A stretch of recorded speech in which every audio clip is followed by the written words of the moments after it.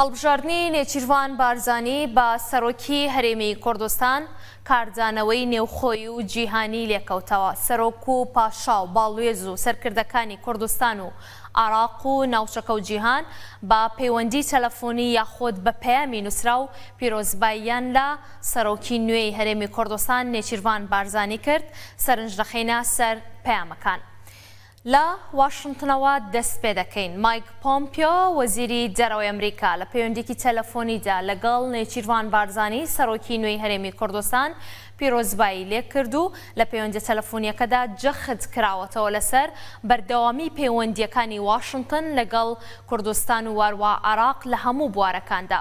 هەروەها پۆمپیۆی وای خواست کە پەیوەندیەکانی نێوان هەولێر و بەغدا زیاتر تۆکمە بکرێن و کێشەکانی نێوانیان بە ڕێگای دیالۆگ چارەسەر بکرێت. هاوکات نێچیروان بارزانی سەرۆکی نوێی هەرێمی کوردستان بەهێزکردنی زیاتری پەیوەندیەکانی هەرێم و کوردستان و عێراق و چارەسەرکردنی کێشەکانی نێوان هەولێر و بەغدای بە ڕێگای دیالۆگ دووپات کردەوە.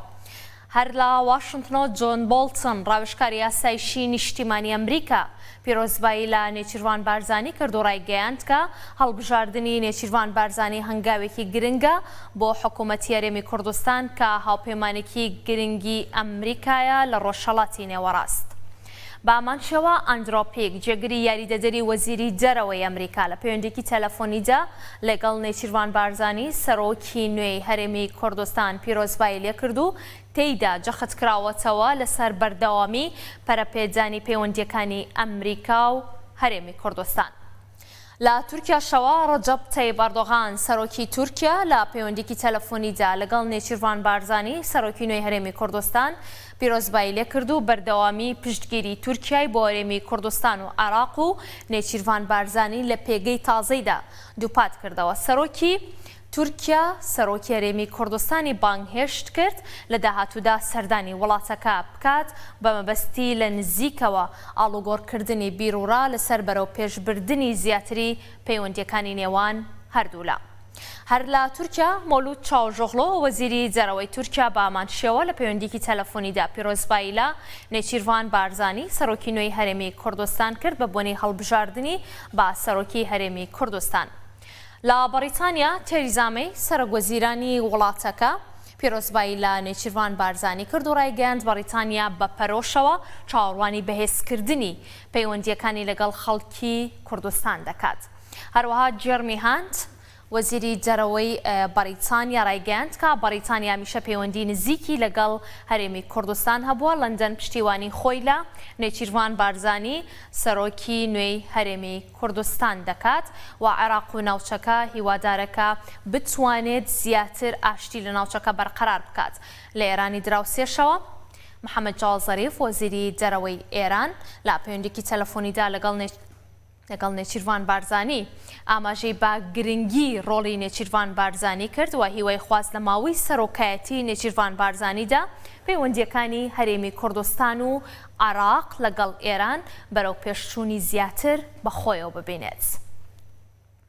کاردانەوە پیرۆزباییەکان لە عێراق زۆرن. لە سەرۆکوەزیرانی عێراقەوە دەست پێ دەکەین. عادل عەبدولمەهدی سەرۆکوەزیرانی عێراق لە پەیوەندیکی تەلەفۆنیدا پیرۆزبایی خۆی ئاراستەی نێچیروان بارزانی سەرۆکی نوێی هەرێمی کوردستان کرد و گوتی کە متمانی تەواومان هەیە کە هەڵبژاردنتان بۆ پۆستە پەیوەندیەکانی نێوان ناوەندوو هەرێم بەرەو پێش دەبات. ئەمەش ڕەنگدانەوەی ئەرێنی لەسەر ڕەوشی ئابووری واروە ئەمنی وڵاتەکەمان دەبێت.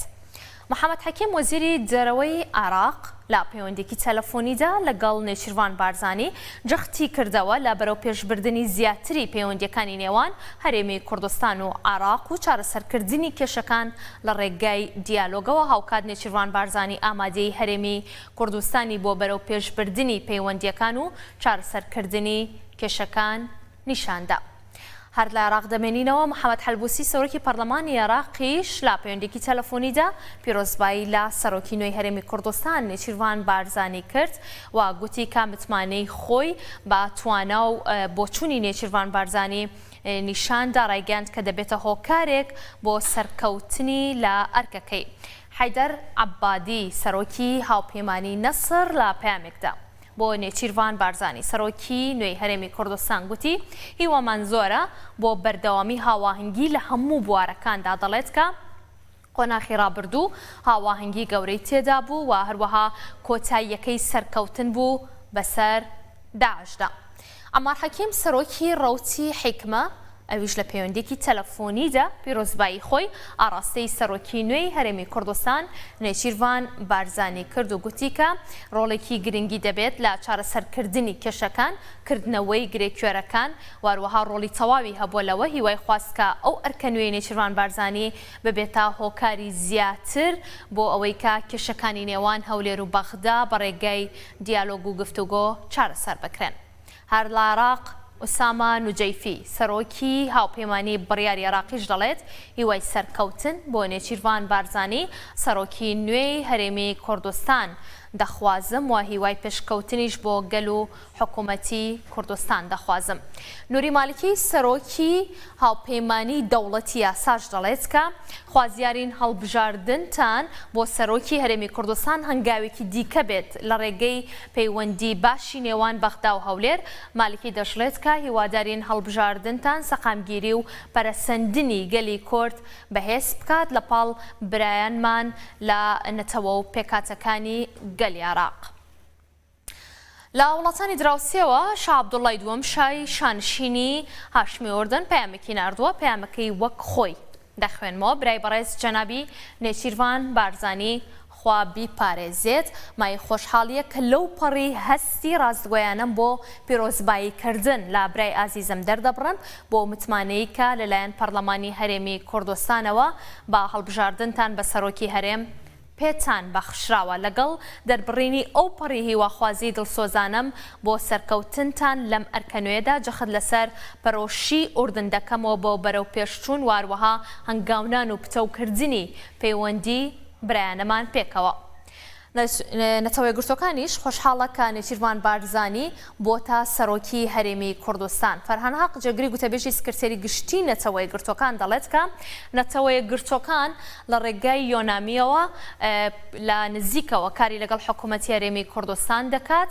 واروەها جەنین هاینس نوێنەری یۆنامی لە عێراق خۆشحاڵی خۆی دەربڕیوە و بەوەی کە کاری لەگەڵ دەکات هەموو سیستەمی نەتەوەی گرتوەکان کاری لەگەڵ دەکەن بە هەمان شێوە. ماکسیم ماکسیمۆف باڵێزی رووسیا لە عێراق ئەویش بە هەمان شێوە پیرۆزبایی خۆی ئاراستەی نێچیروان بارزانی سەرۆکی نوێی هەرێمی کوردستان دەکات و دەڵێت بەڕێستان داکۆکی کارێکی سەرەکی پەرەپێدانی پەیوەندی دۆستانی نێوان کۆماری رووسیای فیدراڵ و کۆماری عێراق بە گشتی و هەرێمی کوردستان بە تایبەتی ئێمە لە رووسیا چاومان لە هەبوونی هاواهەنگی زیاترە لە بوارە جیاوازەکاندا.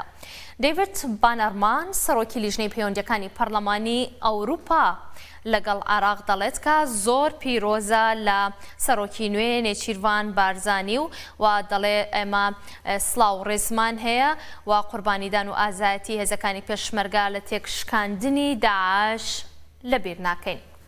شێخ عەلی قەرەداخی ئەمینداری یەکێتی جیهانی زانایانی ئیسلامی ئەویش لە پەیامێکدا بۆ نێچیروان بارزانی سەرۆکی نوێی هەرێمی کوردستان پیرۆزبایی خۆی ئاراستە دەکات و دەڵێت متمانەیەکی زۆرم پێتانە کە باشترین نوێنەری کورد بن لەسەر هەموو ئاستەکان هاوکاری برایانە و نیشتیمانیانە بەرجەستە بکەن پەیوەندی نێودەوڵەتیەکانتان بتوانن زیاتر پەرەپێ بدەن و خزمەت بە گەل و میلەتەکەتان بکەن.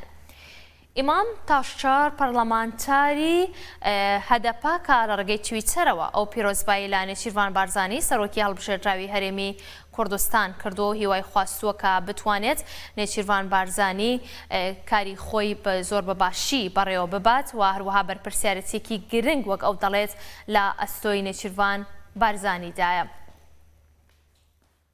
ئەمە بەشێک بوو لەو پەیام و پیرۆزباییانەی کە بۆ نێچیروان بارزانی سەرۆکی نوێی هەرێمی کوردستان لەو ڕۆژەوەی کە لە پەرلەمانی کوردستان لە 28 پێنجەوە کە بە زۆرینەی دەنگی پەرلەمانتاران لە نێو هۆڵی پەرلەمان هەڵبژێردراوە تاوەکو ئێستاش پیرۆزباییەکان هەر بەردەوامن.